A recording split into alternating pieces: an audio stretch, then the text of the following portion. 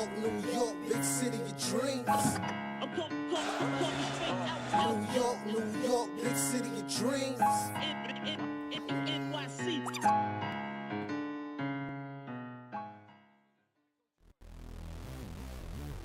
Yeah, what's going on? This is Jay Ellis from the Nick of Time show here, giving you that Knicks talk just in the nick of time, and it's time to talk about a Knicks loss. Knicks lose to the Clippers in a back-to-back.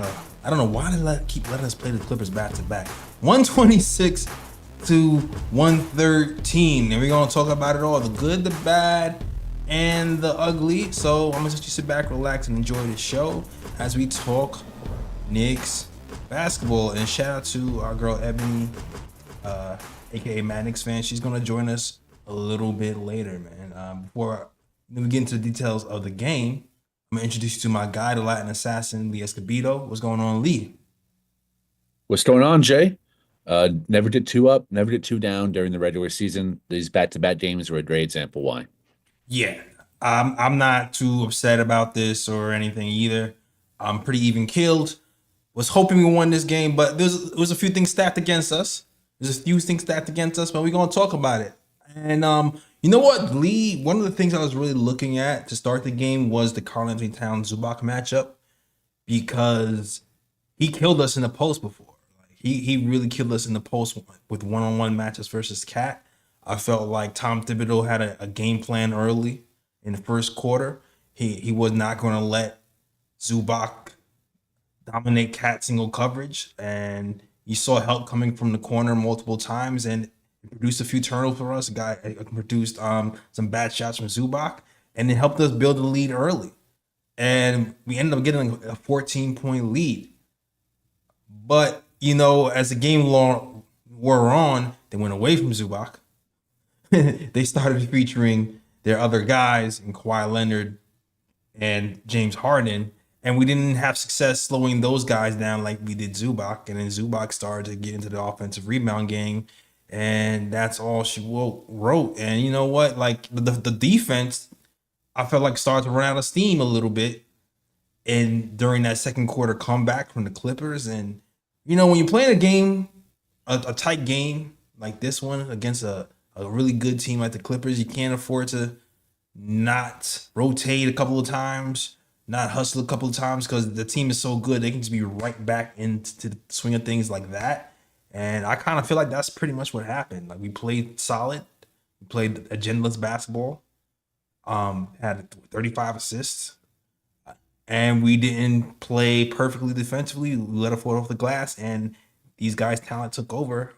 And that's all she wrote for us. I wanted to get your thoughts. What did you see tonight, Lee?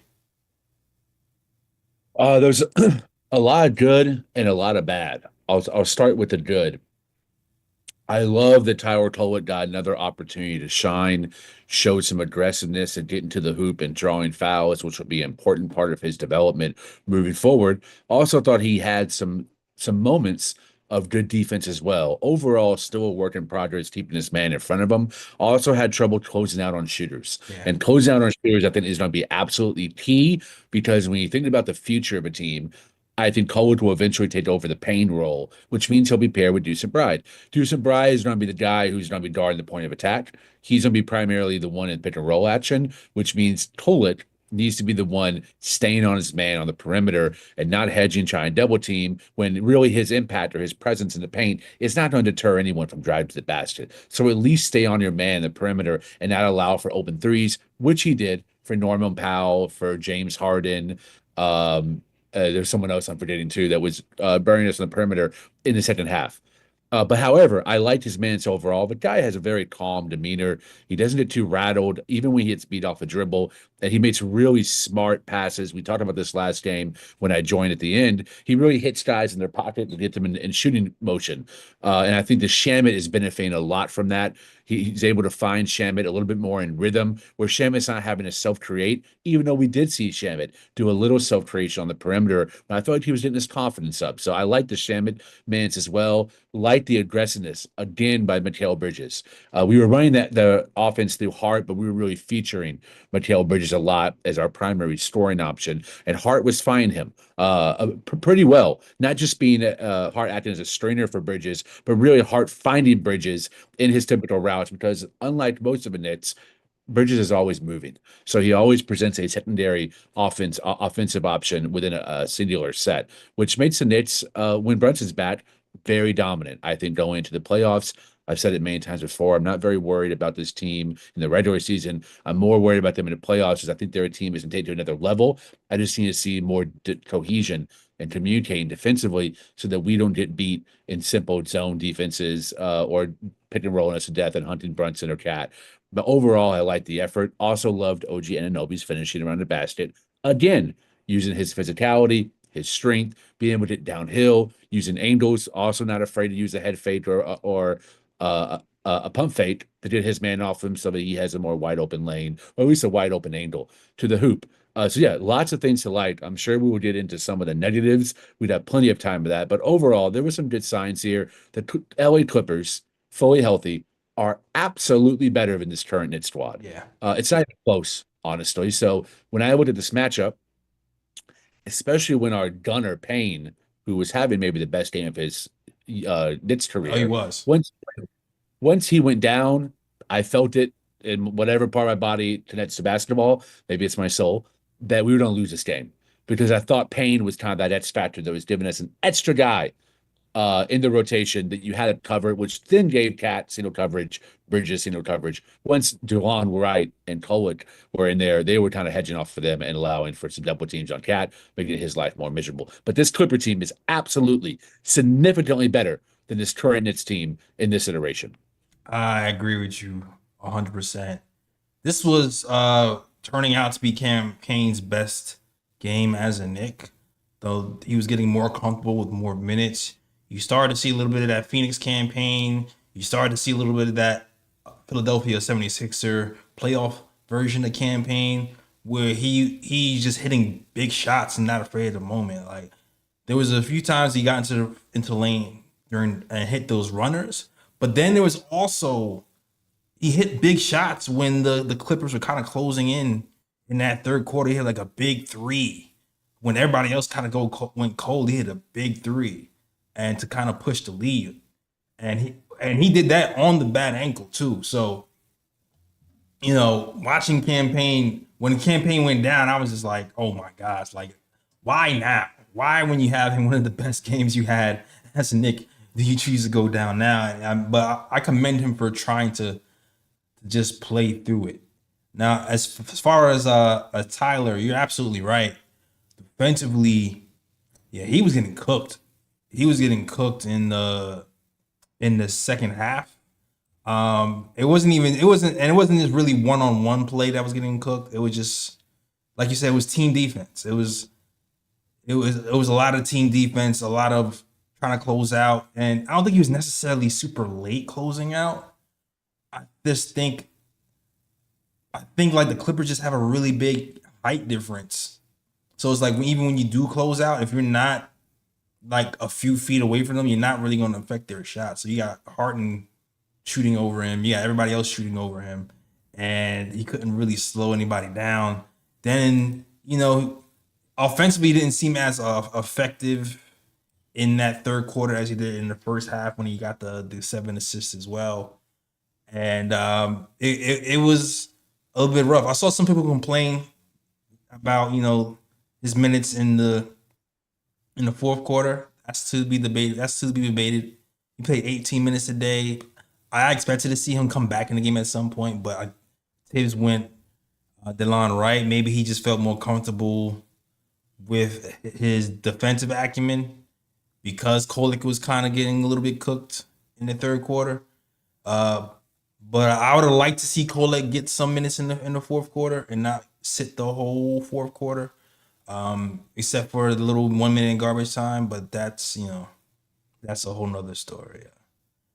And I can go on and on about the good play of our big three of OG, Mikal Bridges, and Cat, but I'm gonna introduce Ebony, aka my Knicks fan, since she came into the building. What's going on, Ebony?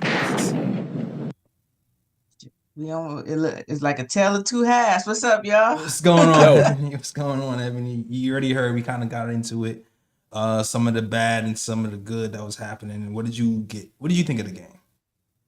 Well, at first it was perfect. The ball movement. Defense kind of. We played the Clippers are the number two team in the defensively in the whole league. So they make your offensive sets. If you're in a half court offense, if you depend solely on your half court offense, you're gonna have a problem with them. You're gonna have issues with them. They protect the paint very well. You know, we just we down to our third and fourth point guard.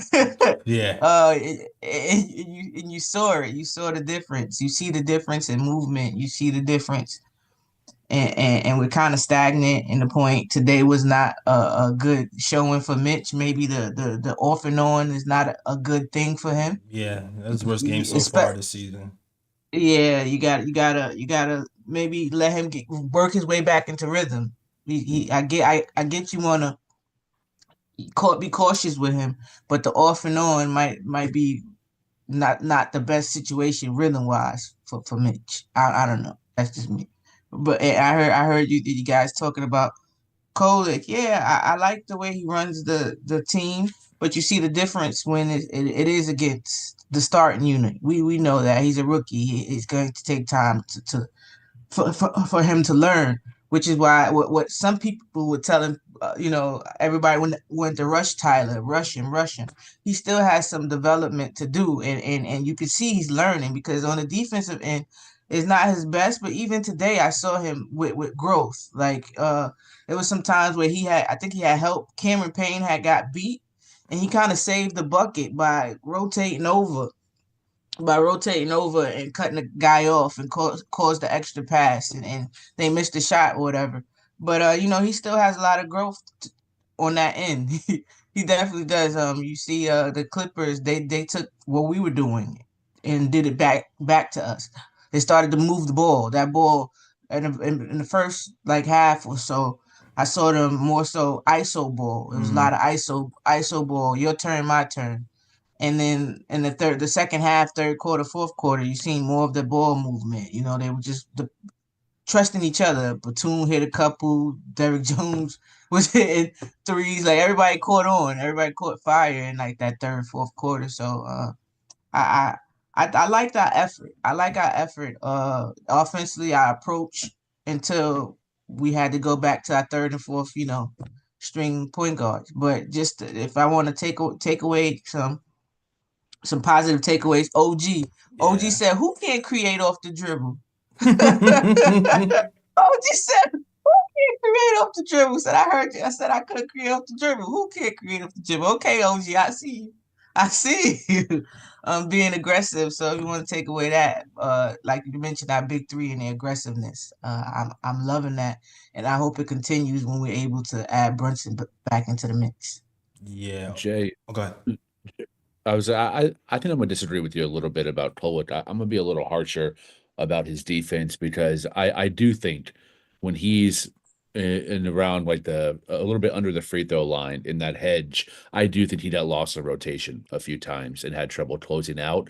And to add to that I mean that's in the flow of the game, but he was also being hunted. I think James Harden was looking for him, Definitely and was being hunted. this is the first time that he's been hunted, and he's been hunted by probably this is the best players he's ever been hunted by in the history of his career. He's never had James Harden, a number 11 scorer of all time, Yeah. taking the hoop and taking him off the dribble, and he got absolutely cooked. So the people who are clamoring for extra Colett minutes need to understand that that's going to come with a learning curve where there's going to be nights of supreme embarrassment. This was just a microcosm of what we could see if Tiz was actually using him as part of a nine-man rotation, which in my mind in the playoffs, and I have seen people advocate for this, is really idiotic in year one. The kid will get cooked. We could lose a playoff game or maybe even a series because of how a team would start hunting him and he doesn't have the know-how or that special sauce of like the taking the charge that Brunson has, so he could really be detrimental. There's no reason he should be in a playoff rotation for the Knicks this year.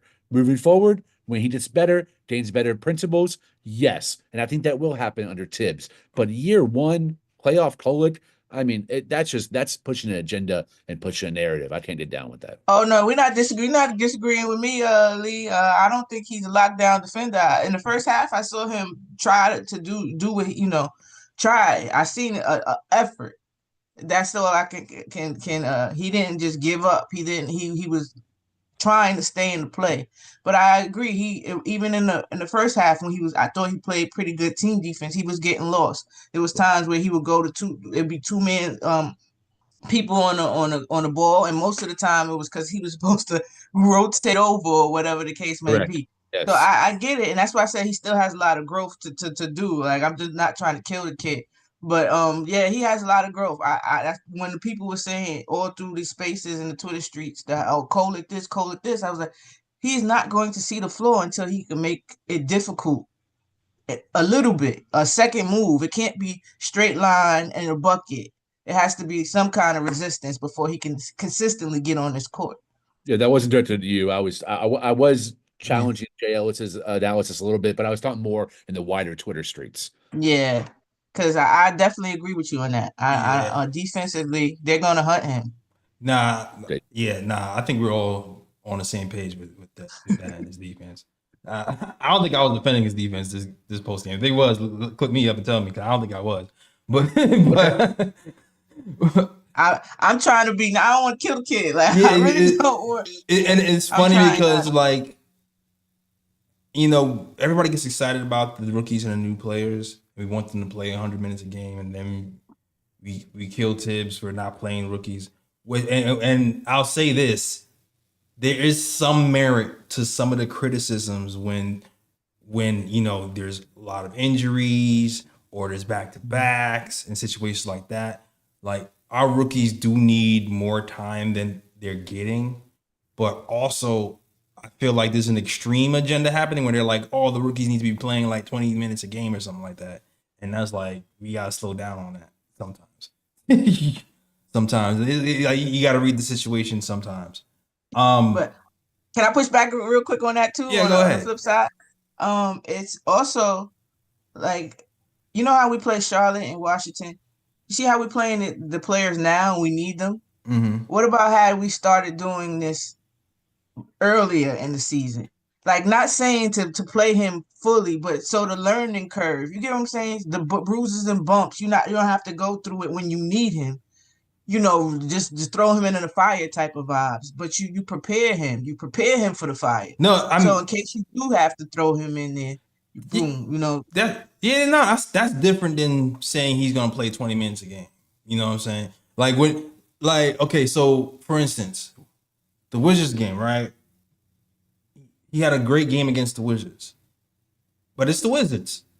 Mm-hmm. You know, it's the Wizards. It's not the top team in the NBA. Like I feel like you kind of have to pick and choose where you're gonna play your rookies, and you have to pick and choose when you're gonna like figure out when you're gonna play other players that outside of your regular rotation. Like when people are having an off night, try something else. When we're playing back-to-backs, don't play Deuce McBride when you already strengthened his grind the night before. Like, you know what I'm saying? Like stuff like that. And now so like that's really what I'm saying. Definitely, I agree with you on that 100%. Yeah. Like We have to do better with incorporating our youth to help us navigate this season, basically. Right. If you could put it that way, because again, the season is so unpredictable. That's why I'm always play the babies.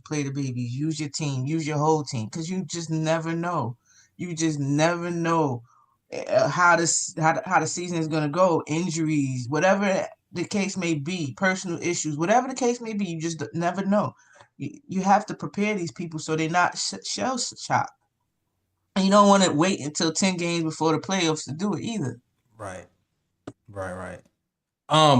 But also, I wanted to get more into the real issue has really been the bench, and it's like now that we're down another player, the bench is even more depleted. We only had 12 bench points today.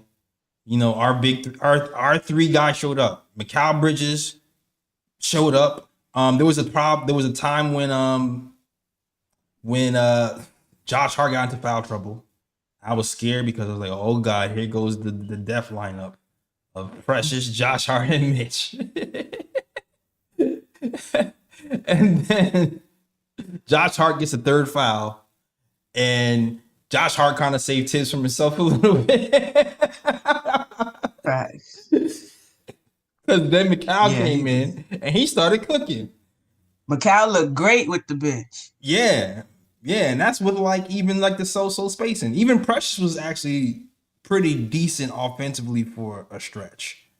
I was like, okay, this is interesting. Not the whole game, but a stretch. All right. But it's like our big three really showed up, and we just at this point the season's gonna be tough because we just need more bodies at this point.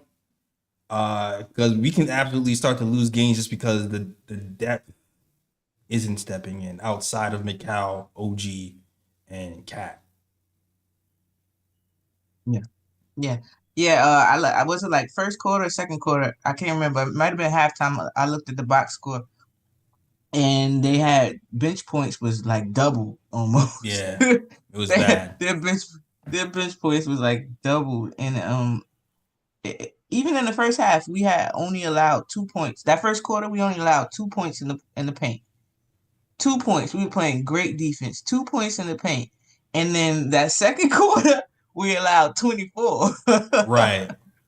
It's it was just an up and down kind of game, and it was crazy because the second quarter, I think the starters played majority of the first quarter. If I'm mistaken, that they played like the whole first quarter type vibes. They did. I kind of feel like when Cat went to the bench, that's when Stins. Yeah, I think the Mitch minutes got really shaky. I think Mitch versus Zubac wasn't a good look. They took Payne out too. Yeah. They took Payne out, and that's when he took that shot. And I knew he was coming out. As soon as he took it, I said he must be coming out. He said, "I'm coming out anyway." Let me just say I knew he was coming out as soon as he took it. I was like, "Hey, you about to sit down? I know that shot." That I ain't coming back in, so might as well. No shot. Oh my gosh. Go ahead, Lee. I feel like you really want to say something. Yeah, I was gonna say I thought last night, and I said this when I hopped on, I thought Tibbs outcoached Jason Kidd last night. I thought the way that he utilized Cat on defense from the first half to the second half won us the game, and also maintained the lead, got us back into a sizable lead after they cut it to 4. Tonight, I thought Ty Lue's adjustments, and Ty Lue's one of the best in-game adjusters in the NBA. Thought Tibbs got outcoached. I thought it was smart how in the first half he was running a lot through Zubac. Taking advantage of Cat being a poor defender, and Mitch just, I don't know what was wrong with Mitch tonight. Mitch just didn't have it tonight. He looked a little disinterested, a step slow. Not sure if it's conditioning. Not really sure what's going on with him. I don't know why there's so much gap between games that he's playing, but that's a conversation for a different time, as long as he's healthy for the playoffs. But then in the third quarter, he switched over to Harden, and Harden started going ISO, and that's really when I feel like Kolek got cooked in a lot of those one-on-one situations using ball screens. Did OG, who was trying to cover Harden, off of him and got cold in front of him, and then Harden was tucked in the mid-range, not being guarded as a playmaker, but one-on-one. I mean, it was at prime Harden for about 20 minutes tonight, and then it was prime Kawhi for 12 minutes in the fourth quarter. So he ran the offense through 3 players, ran the hot hand, and then put them in positions to really dominate. When by the time the fourth quarter arrived, Kawhi was pretty fresh legs because he didn't have a lot of on-ball usage, and he just cooked Bridges, who's playing over 30 minutes tonight, OG, who's playing over 30 minutes. These are games where you try to modify a little bit. Maybe it's 5 minutes of PJ, maybe it's 8 minutes of Pacome, or McCullough even for 5 minutes. Is in Westchester. Huh? But this could be 7 for 11 with threes today, y'all. 7 and 11. I'm just saying this could have been a day where you bring them up based on the back-to-back element of tonight. True. It didn't make sense to me. But yeah, I thought Lou was fantastic in how he was assigned to take advantage of mismatches and the DeLon Wright minutes. There's a moment where Precious and Mitch were in the game together, and I was like, oh, Lord Jesus, give me patience. Like, this is hard to watch. I didn't expect the long right 4-quarter minutes to be even worse. I'm not sure what he's like decent at. Does defense, Defense supposed to ball be. movement, passing, mid-range three. He deferred, had no interest in trying to score, had no interest in getting guys involved. Most of the time looked like 4-on-5 or 5-on-4 on both ends. I don't ever want to see DeLon Wright in the game, and I hopefully will never be in a situation where both Brunson, McBride, and Payne are all out in the same game. This is a team where you must attack James Harden and force him to defend, and we didn't have that point of attack offense tonight with Brunson or Deuce. That's why you saw Campaign thrive, because Harden is even a step slower than he was in Houston, and he's never been a good defender. So if you don't have that point of attack defender, you can't break down their defense, because Harden can kind of take the day off as a defender and hedge and double when he needs to and make the driving lanes tighter. But overall, we gave him a vacation. He was just playing offense tonight, and it showed. Yeah, we need. But Go ahead. he guarded OG a little bit today. That's why OG kept going back door, actually. Yeah, OG was cooking him. Yeah, he was barbecue chicken. I don't know why they put him on OG. I didn't get that. But he was guarding OG a lot of the game today too. I don't He think they getting got the barbecue memo. chicken. OG cooked him. Yeah, he did. OG low key has been the second. He's been option 2 since Jalen James, since Brunson has been down. After Bridges? Yeah. Are you saying after Bridges? I'm saying after Cat. After Cat. Oh, damn. Yeah. Yeah, like if you go through the 12 games or so, whatever, since Brunson's been down, okay, and you look at the amount of 20-point games that OG's had, the amount of shots he's taken compared to Bridges, like it seems like OG's been the aggressor to me. I don't know. That's what I see. I think he just has more of an attacker's mindset to me. It's nice that it's so close. Yeah, it is. But I like that problem also, because it's a problem. Be the problem for op teams too. Who is our second option? Right. Who is our third option? Right. So I like that. It could be option AB, 1A, 1B, 2A, 2B type vibes, and I'm cool with that. I'm cool with that. 100%. Yeah, but man, this would be a day when we needed Pacome or somebody for sure, because the thing was, because the death really hurt, because I feel like maybe McCall could have had something more in the fourth if he didn't have to play the second because Josh Hart was in foul trouble. So I thought that maybe that might have been a factor. But then it's like, if Josh Hart played, then we would have had 3 non-shooters in there at the same time with Kolek, and that would have been a disaster. So so then it's like, you go Beauchamp after. I don't know. It's like, when you start to look at the depth, it's like, damn, we don't have many options right now. Not for nothing, I would probably give Beauchamp, if you're looking for, depending on what you're looking for. If you're looking for a scorer, yeah. If you're looking for somebody to hit the three, shoot the three, because he can get on a heater. I might look at him if he's there, but like you said, I would rather give that time to Pacome. I'd rather see Pacome more minutes in these little spots, just to see. To me, Pacome's biggest issue right now is his strength. And of course, the game has to slow down a little bit for him, but he's pretty much sees the game. He's a good defender. I'm gonna say it again. His jump shot is too pretty for him not to be just like Roms. He has a very pretty jump shot. I heard you. And today in G League, he went 7 for 11 for 3. Yeah, that's crazy. Good for him. Yeah, good for him. Yeah, I wish Shamit. He's saying, Tibbs, I wanna play. Yeah, bring up Pacome, man. Bring up Pacome. We need taller wing depth. But I get it though. It's like, we have the tenacious 6'5" defender. But we need taller wing depth up here against teams like the Clippers. And Lee, you talked about why Mitch sat for so long. I think the thinking was, we didn't necessarily need Mitch versus the Mavericks. True. So we'll sit him versus the Mavericks, knowing that we got killed by Zubac before. So it's like a matchup thing. It's like we got killed by Zubac before. We'll bring back Mitch for the Zubac matchup, and it didn't really work out for our favor. I feel like maybe it's the win. Zubac was able to get some offensive rebounds against Mitch, and he seemed to step slow today. But hopefully he'll be back and better for the next game. Yeah. Sorry. Zubac is, to me, he's a candidate for most improved player this year. He's been absolutely dominant, and it helps that he has so many playmakers on my team to find him on a lob. But he's a good fit for that team. He's increased his rebounding rate, percentage, amount per game. I believe he's leading in offensive rebounding, a la Mitch and Ihart. But the Clippers themselves, before the last game winner against OKC, which that in itself shows where the Clippers are right now. They were on a 5-game win streak where they beat the Grizzlies, the Cavs, the Hornets, the Hawks, and the Heat 5 in a row, and then had that streak broken last game against the Thunder on a last second shot attempt. So to me, the Clippers are a dark horse in the West. I think they go to the finals with the the right matchup. And they don't if they face OKC in the first round, that's a nightmare situation for OKC. The Clippers could win that series because they would have the better coach, the better bench, and more experience combined. Like one guy has more experience than the rest of the Thunder's team, which is crazy. Yeah, I agree. The Thunder and I mean, sorry, they're 8-2 in their last 10. They've lost 2 games in their last 10. Kawhi is back looking like Kawhi. He's been playing great basketball lately. And again, number 2 defense. If you play defense, you always have a chance. You always have a chance. You're gonna make it ugly. And they make it ugly. They don't give up many free throws. They're like 20 something in turnovers though.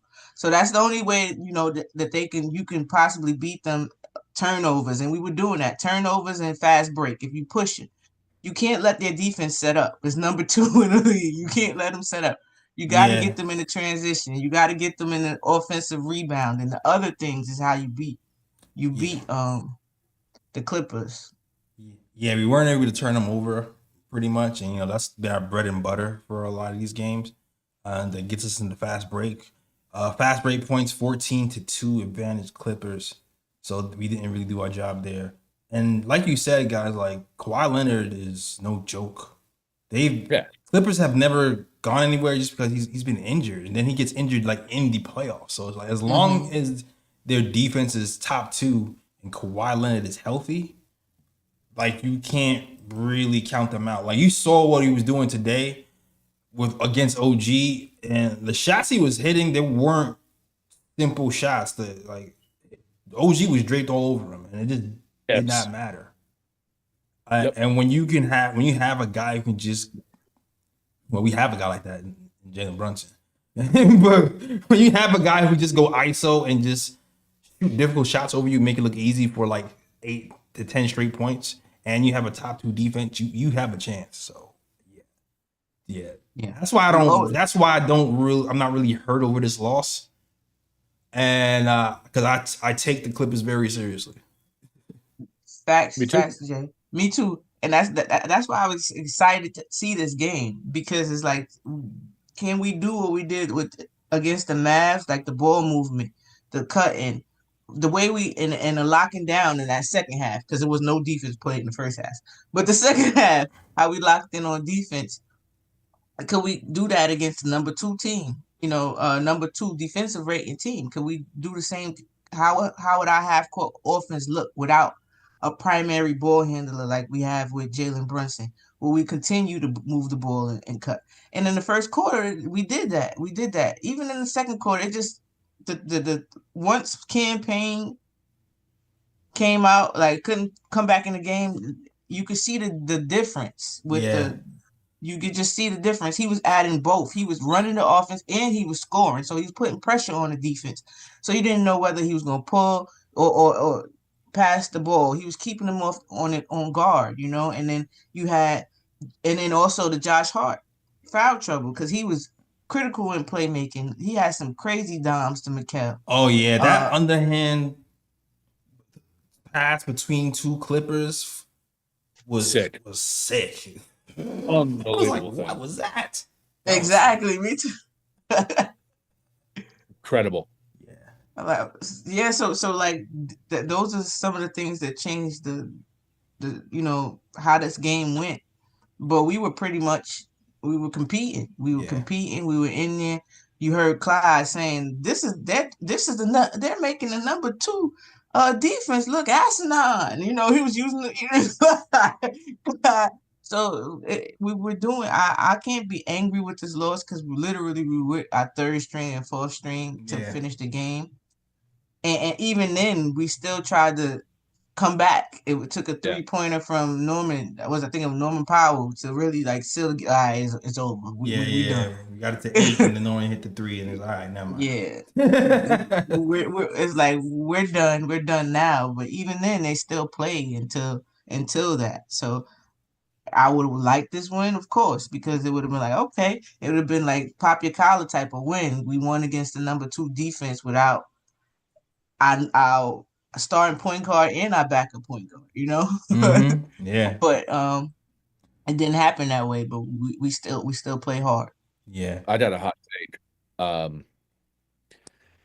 When I think about whether I was going to say this or not, I actually think we would have had a chance at this game. And I'm not putting the responsibility on this player. I'm just saying, I think we would have had a chance to win if Landry Shamit wasn't so ass. Now, I've been a really big Landry Shamit fan this entire season. Always liked Landry Shamit, consummate professional, reliable 3-and-D until he got to the Knicks. The shooting performances over the last couple of games: 2 of 5 tonight, 1 of 4 against the Mavs, 1 of 4 against the Wizards, which you would think he would get up a little bit for that team, the team that waived him, bought his contract out. You would think he would have gotten up. He was only able to score 3 points. Love the effort. And Clyde and Mike Breen have both commented. They've watched every Knicks game, right?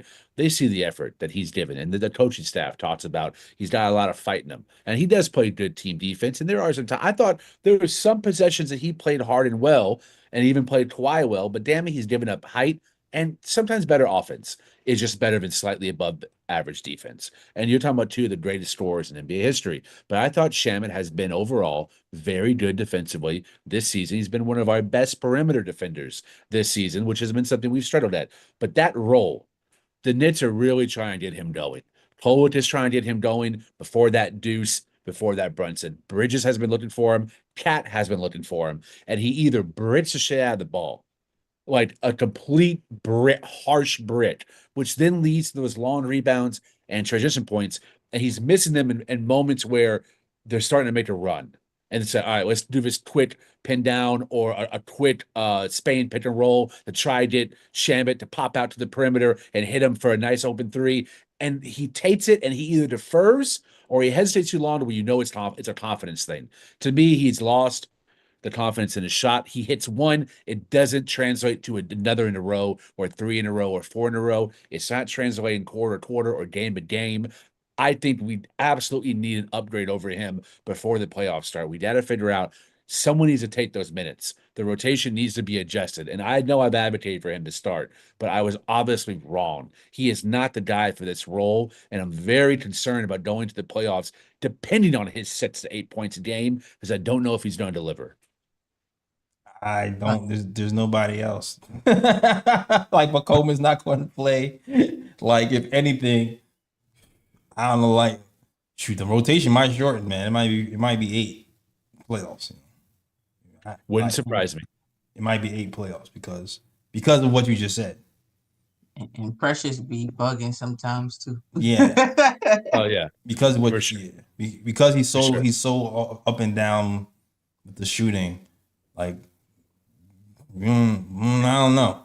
I don't know what's gonna happen with that. Both Precious and Shamit are ass for different reasons, but to me, both of them it has to do with the confidence. It's up here mentally. Both of them have a game. They've had things they've been known for throughout their entire career. Precious has been someone that cleans up around the rim. Precious has been a lob threat when he was in Toronto. He's lost a lot of that. His confidence is just not there. It's in the gutter, and that happens under Tom Thibodeau. Some guys either step up to the occasion, and some guys retreat. And to me, right now, mentally, Shamit and Precious have retreated. But I don't care if it's Marshawn Beauchamp. I don't care if it's PJ Tucker. I need someone to go in there and not be afraid to shoot. And when you shoot, at least make it a threatening shot, not a long rebound that leads to them getting 2 points.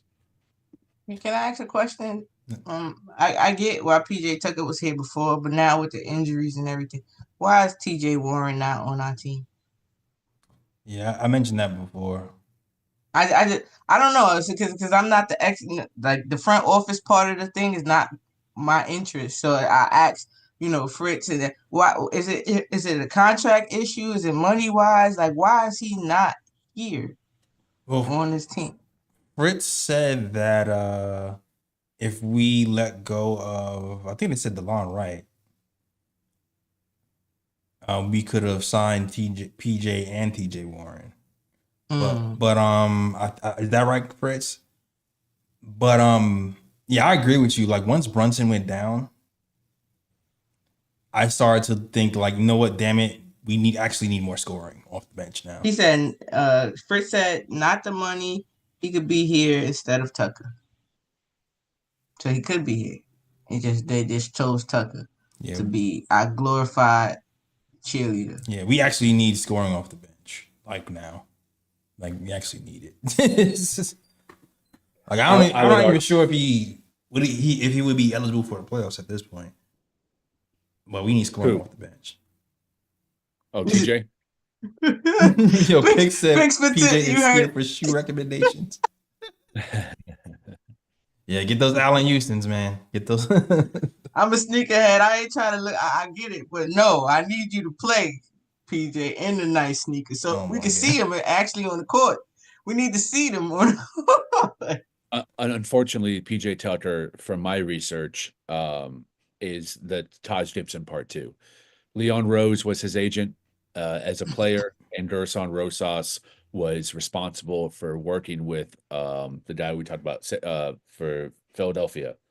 I forgot his damn name again. The GM, who's also with the Rockets. When that guy was with Houston, Dursan Rosas was in Houston with him, and he was the one that brought PJ Tucker to the Rockets, and then tried to trade for him again when he was executive president of basketball in Minnesota. So Dursan Rosas has always had a love affair with PJ, and also Leon Rose is his agent. I don't think PJ's going anywhere this year. I think that's the reason why he's been retained. Daryl Morey. Oh no, I can't stand that guy. That's the one who tried to blacklist Melo. Yes. Screw him forever. Facts. Screw him forever. For sure. Yep. F that guy. All right.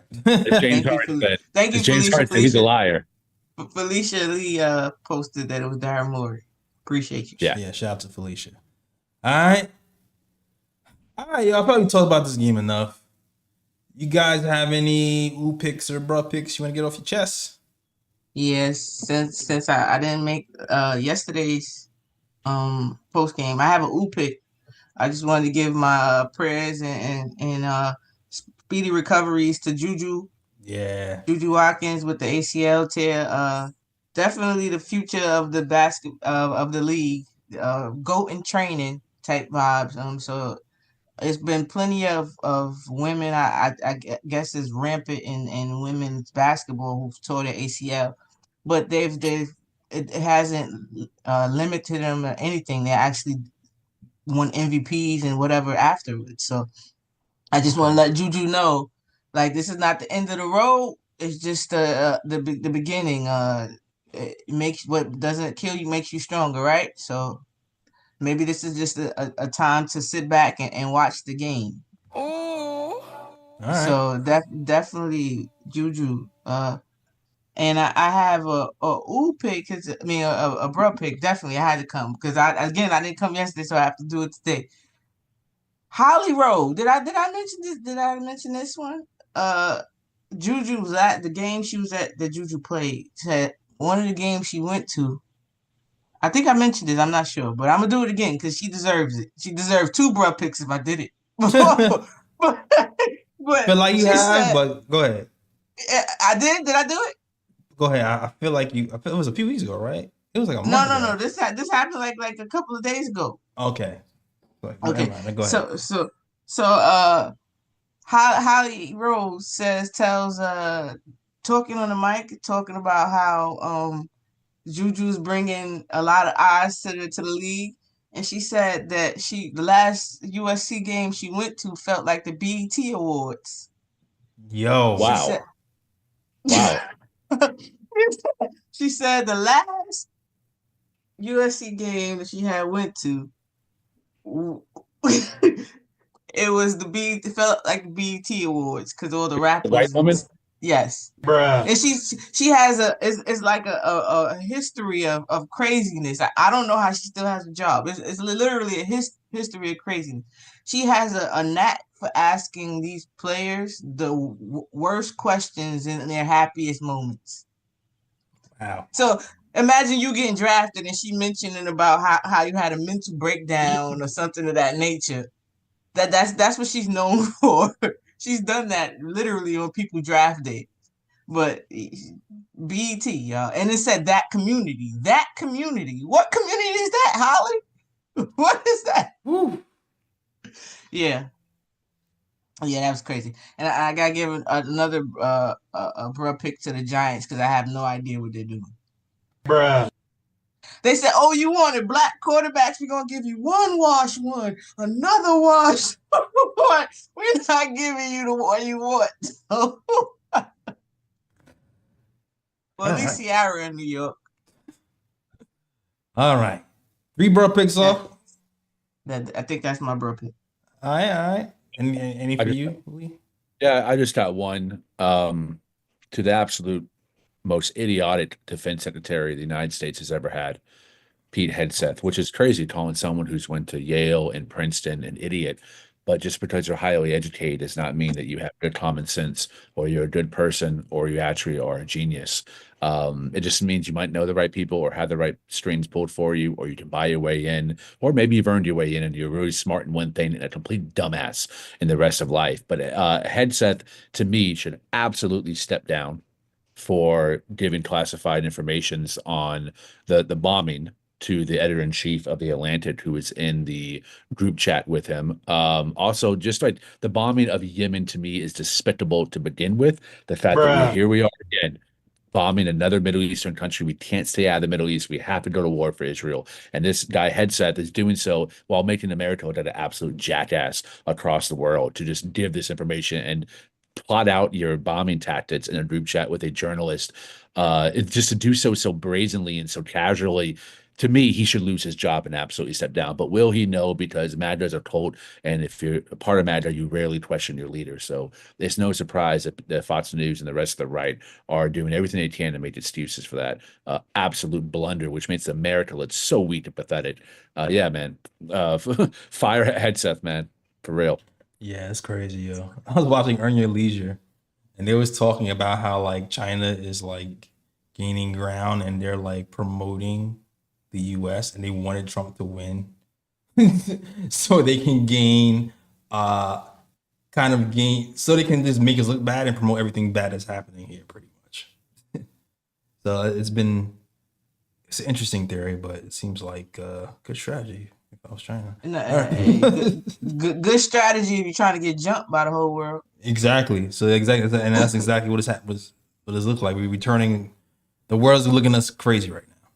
They're looking at us like we're really crazy right now, and we do look crazy. And they put us on like a human rights list recently. They were just because they're taking away liberties. They're like they're discouraging people. They're taking away college students who've been protesting for Palestine.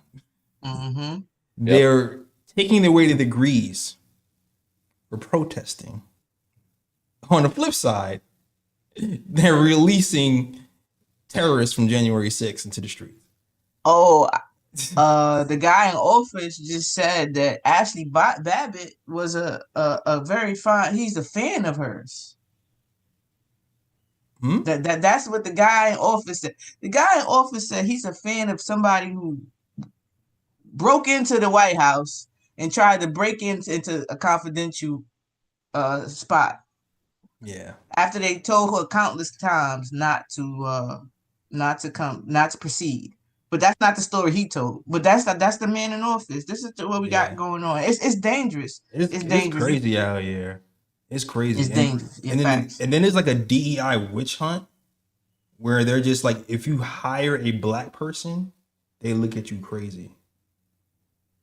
If you hire anybody that's not white, they look at you crazy, and it's making it so that even if you're qualified, they're not going to look at you because they don't want to get sued or they don't want government funding taken away from them.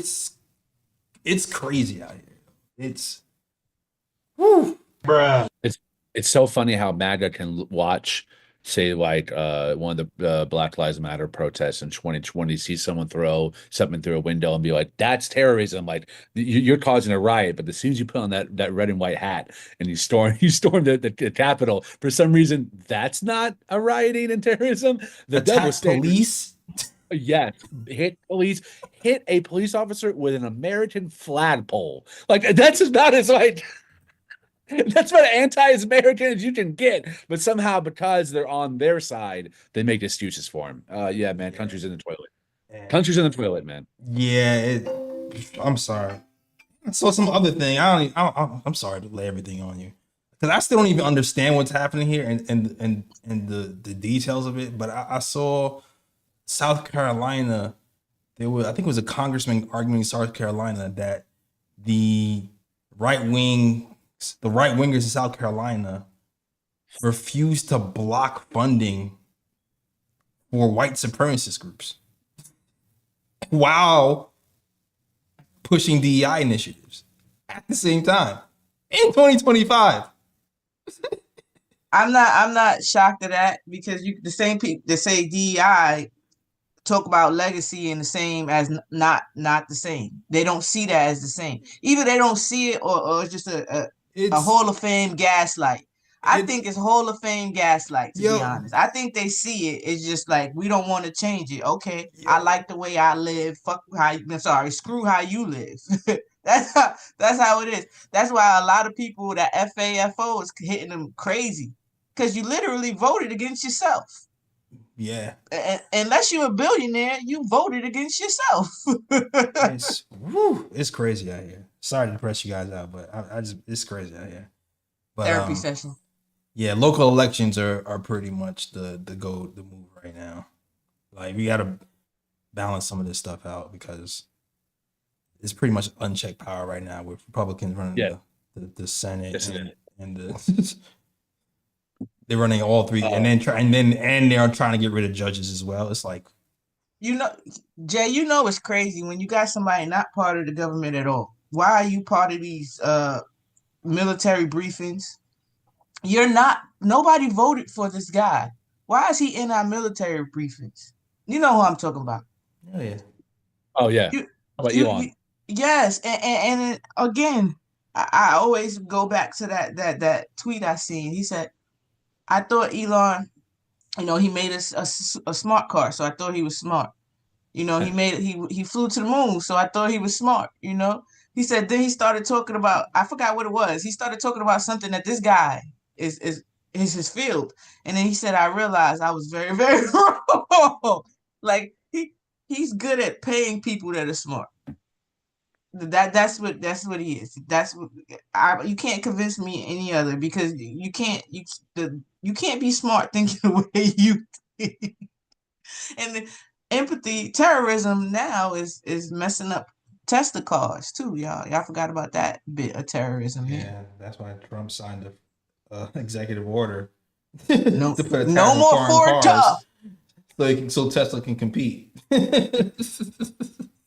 No more Ford Tough. It's Tesla. Yo, call back. That's still a joke in 2025. That shit had me, because that sounded like so many people I knew. That felt real familiar. Speaking, I got one more bruh pick. I mean, I'm not a Jasmine Crockett fan. I don't care one way or the other. I find her extremely funny.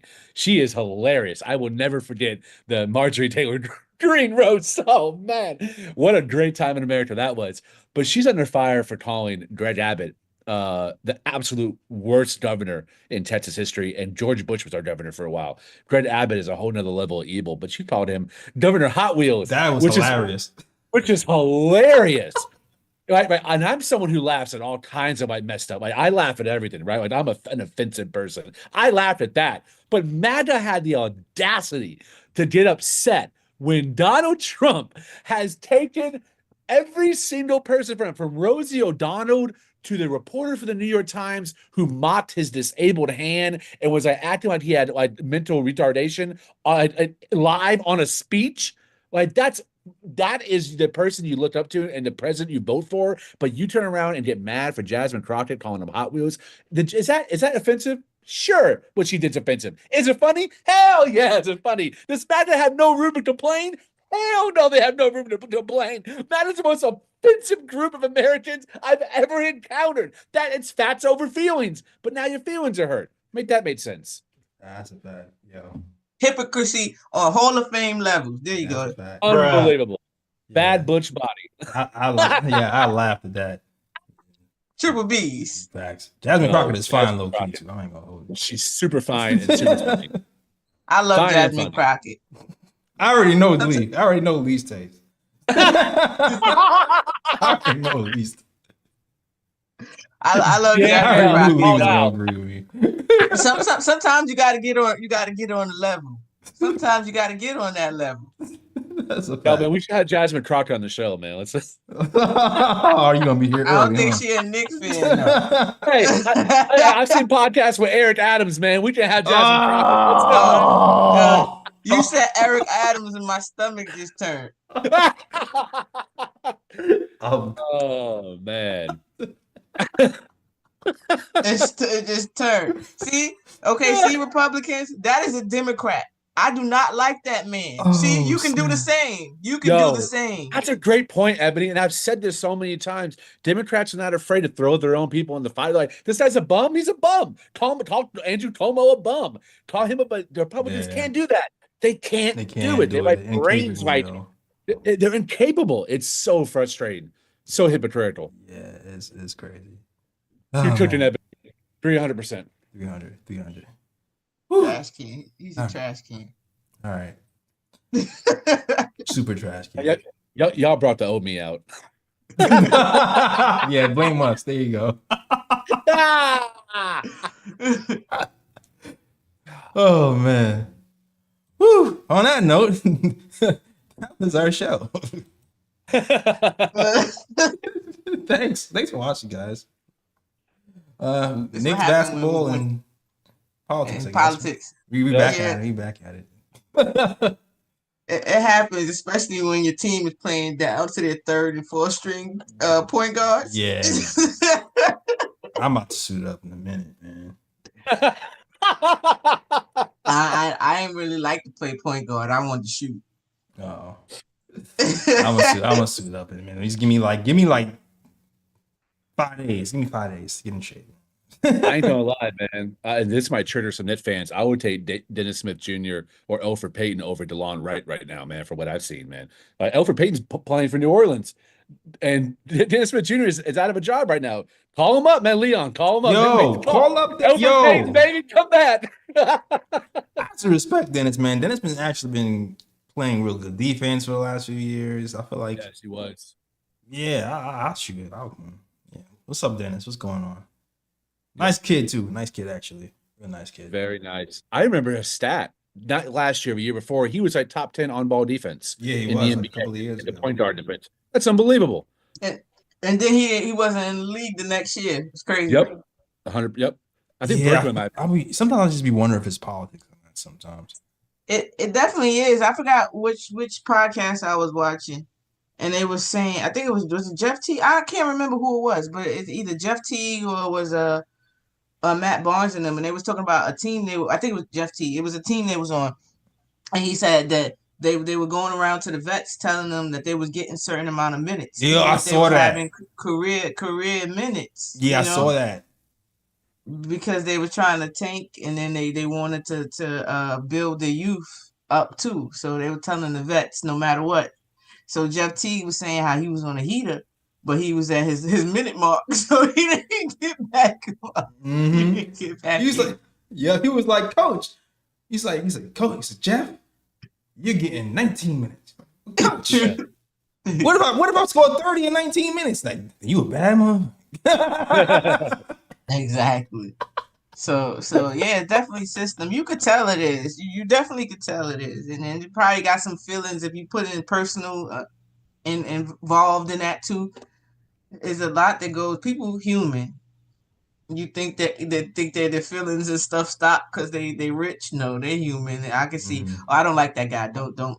Yeah. Yo, Felicia said, "Bring back Emmanuel Mudiay." Bruh. No, we're not doing that, Felicia. And Alexander said, "Get Shane Larkin online." Bruh. Not Shane Yo, Larkin. Shane. Not for nothing. I thought Shane was going to be a little something for us, but like not no superstar, but like a reliable role player. I was very wrong.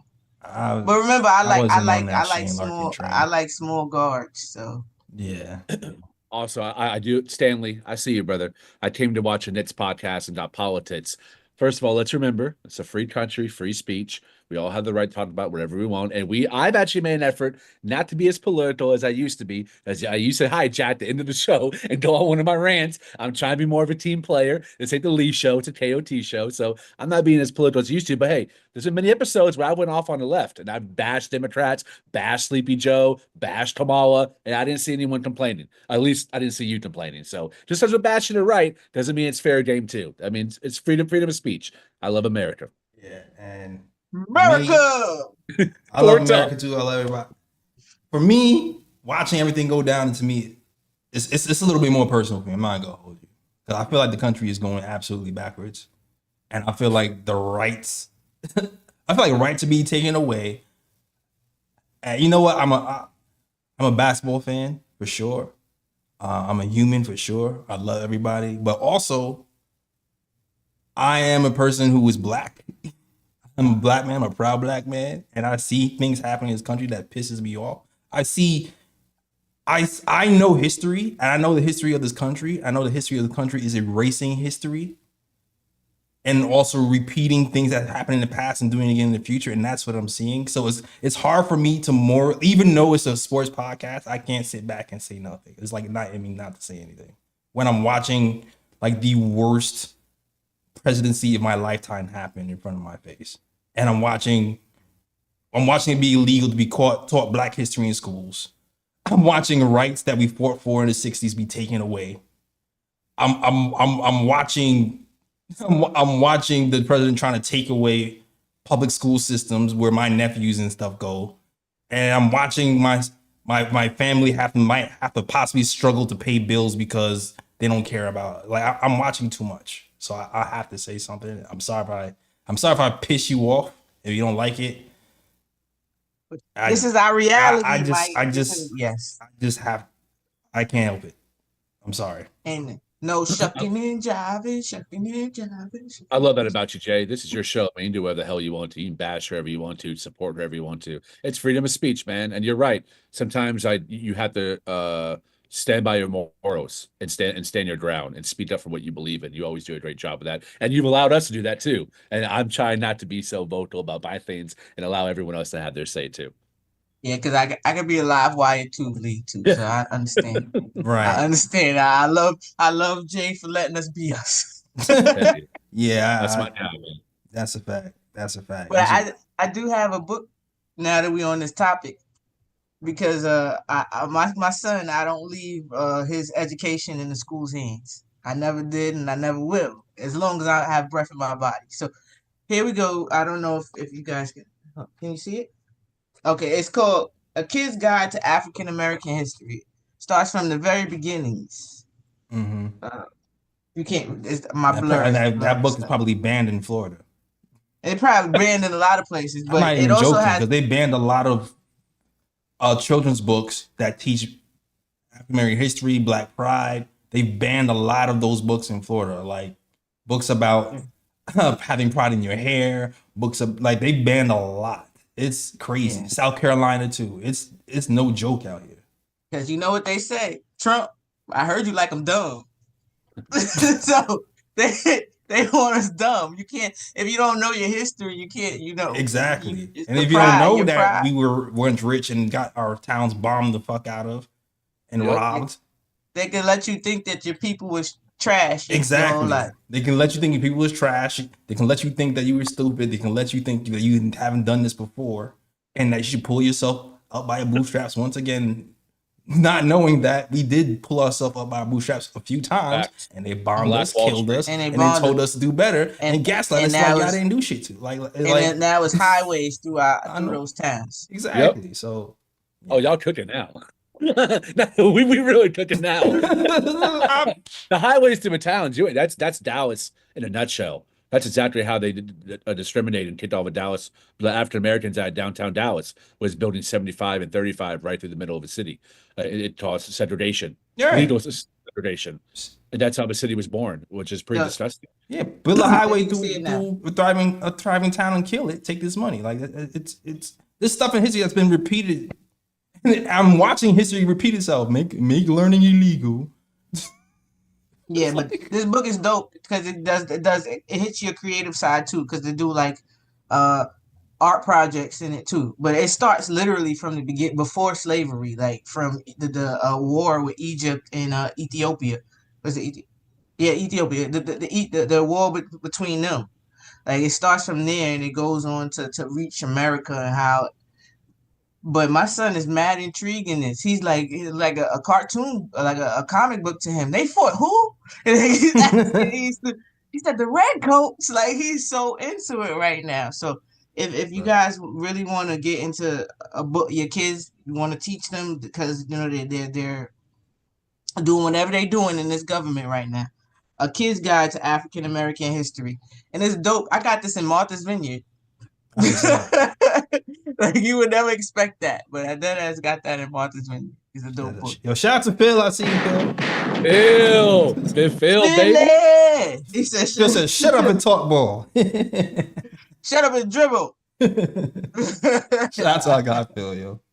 We love Phil, man. Family for life, man. We love Phil. Definitely. All right. I'm done with my political rant for now. All right. I'm good. I feel better too. Thank you. Yeah, I had to get that off. I was tired. I could keep going, but I'm not.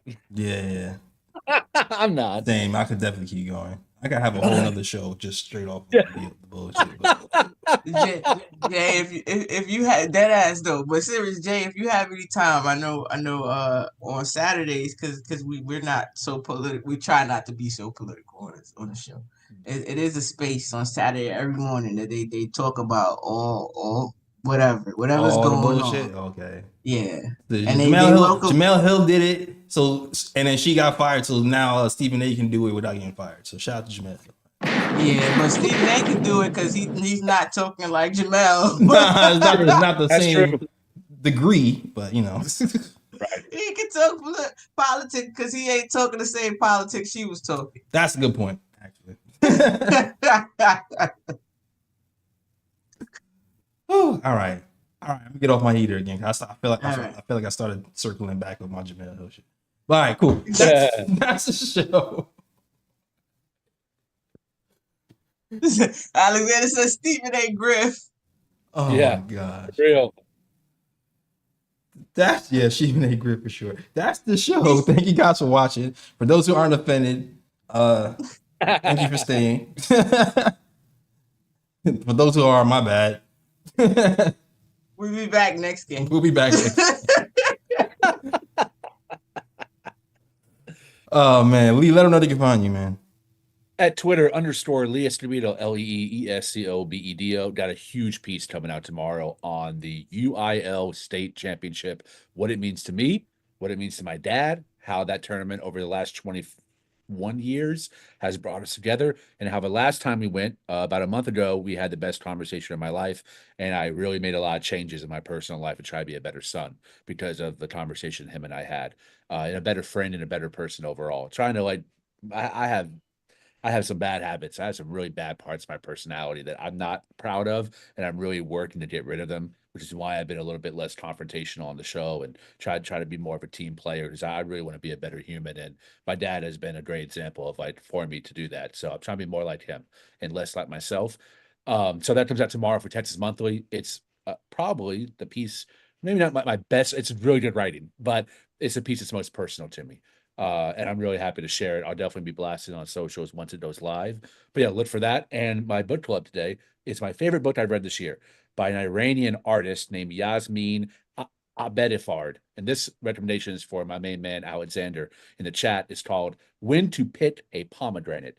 And it takes Iranian myths about the self and identity and their relationship with food, specifically fruit and the female body. And a lot of it is about the philosophies and the ideologies of Iran before the Shah of Iran took over and turned it into a theocracy, where very hardline fundamentalism destroyed any sense of culture and art in the country. And this is about grasping onto that and not forgetting who you are, and using fruit as a metaphor for the self and as for otherness, and also the female body. So it's really, really beautiful work. The illustrations are incredible. She worked about for 6 or 7 years on this book. This is her first one for Silver Sprockets, which is my favorite comic company. The blues and pinks, a lot of it, the colors found in a lot of Iranian carpetry, carpets and rugs and jewelry and fashion. Really beautiful use of pink and reds here as well to match the shade of the pomegranate. Yeah, excellent book. When to Pick a Pomegranate, $12. I bought this on eBay. Alexander, I hope you did it. Anyone else who loves illustrations, fantastic. All right. Shout out to Lee. And I just want to say real quickly, I know this is gonna be your best work because when you your feelings pop off the page. Absolutely. Really good writer. If you haven't written anything of Lee's, and he's a really good sports writer for sure. But then like he gets into a special pocket when he mixes his personal life in with that type of stuff too. So yeah, for sure. Definitely check out Lee's stuff for sure. Facts on facts. I can't wait. Bar Scott voice. Can't wait. Sorry, got a little emotional. I really appreciate that. I try real hard. It's like the one thing I'm really good at in life. Is writing. And I don't mean that in an arrogant way. I just mean I can't do anything else. Like I'm not good. It's not arrogant to say what you. It's not arrogant at all. I'm good at art. I've been drawing from my whole life. I've been creating you're good. I'm good at art. You're good at writing. Like it's not arrogant to say what you're good at. It means a lot to be recognized, but especially by y'all, especially by you, Jay. You mean a lot to me. So I appreciate that love. Thank you very much, and I look forward to sharing it with y'all. Appreciate it. I can't wait to read it. Definitely, no, serious. It is not even BSing. You know, I try to keep it honest with y'all. That's why I respect our relationship because I feel y'all do the same with me. Yeah, when you put your feelings into your work, it definitely you can feel it when you're reading. For sure. Yeah. And I can definitely see the change in you from when I first met you to now. I can definitely see it. Thank you. Yeah. Meditation, therapy, and smoking weed instead of drinking beers has made me a much calmer person. Because I was born with a chip on my shoulder, and the experiences that went through my life intensified that chip, where I just had like two devils on my shoulder instead of an angel and a devil. So honestly, it was to be completely honest, Jay and I got into it over politics one day, and it really reset my thinking. And I was like, I might be a dick to everybody else, but there's gonna be a handful of people I'm never gonna argue with again, and I'm only going to show respect to, and I'm not going to try to step on their toes. And the KOT family, Phil, Fritz, Jay, Ryan, Ebony, those are my people. So I'm not going to go out of my way to make them feel bad or try to argue with them just for the sake of it. Even though that part of me is very strong, and it's hard for me. It's so hard for me to suppress it. It's just part of who I am. But I'm definitely going to do that for y'all because I adore each and every one of you. Even you, Fritz. I love you, brother. And I'm glad to be on the show. So I want to make it easy to be around me, not hard. I appreciate it. Oh, it wasn't hard for me. That's because we come from the same cloth. You know what I mean? My sister from another mister. You know what I mean? Yeah, we had that same wild side for sure. Yeah, I have it too, but mine's is like it's like Jay got that intellectual rage. It rolls out and then it goes back in the can. Nah, Jay got the intellectual rage. Like he gonna hit you with the words, let you know that he mad. No doubt. Nah, I got levels. I got intellectual rage. I got ghetto. I'm multifaceted. I got levels. I got levels. Talk about your mama, and I'll talk about your intellect. I got levels. I tell people, like, everybody asks me all the time, like, you're a nice person, man, Nick, why? I said, because you're part of my community is why you never asked me why. Like it was, I always try not to in-house fight, but Yeah. the I feel you. outside, they get it. They get it. Yeah, they get I feel it. you. No filter get it. Nah, I feel you. The thing though, like for my people in my circle though, like I don't go to I try my hardest not to go to the dirt with the people in my circle. I go to, if you don't know me and you act crazy, then I'll go to the dirt with you after 4 strikes or so. I'm gonna give you a chance to pull it back, but after that, then I'm gonna go to the dirt. That's with how I you. am too. That's how I am too. Yeah, but like my peoples, I'm gonna give you some grace.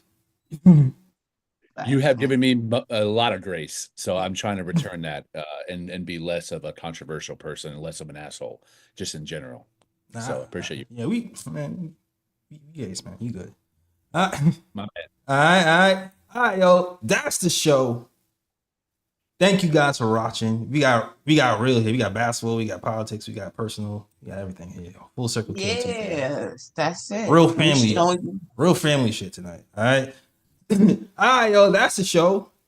Thank you guys for watching. You can follow us at the KLT Show on Twitter, the Nick of Time Show on Instagram, and the Nick of Time Show on Facebook as well. Evan, did you close out or no? I don't remember. Oh, did I tell where I was at? Yeah. I'm here after every Nick game. On at Mad Nick Fan on Twitter, Twitch, TikTok, Instagram, and I do a pregame space at Your Take Knicks, called Your Take Knicks, and WNBA space called Bowling with the Queens. All right, yo. Lee, you said you was gonna go, right? Or you just did your book recommendations? I remember you being bad, right? I went. I'm good. All right. I went. All right, cool. All right, that's the show. Thank you guys for watching. You guys know the deal. As always. Shout out the worldwide west. Everywhere we go, we leave a worldwide mess. It's a mess out here in these Knicks YouTube streets. That's the show. We out of this. Peace. New York, big city of dreams.